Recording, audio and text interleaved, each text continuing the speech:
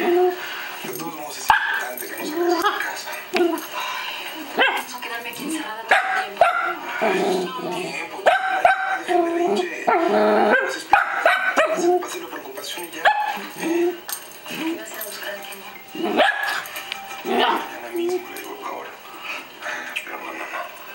Deja el beso.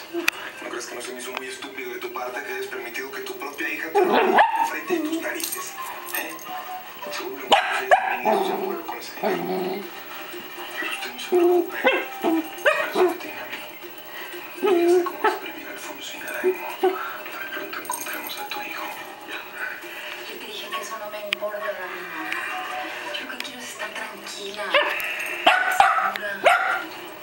Siento que estás todo El dueño de esta casa no se preocupa de nada. Es suya, chula. Siéntase en casa.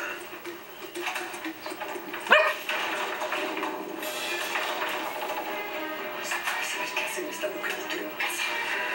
Carolina.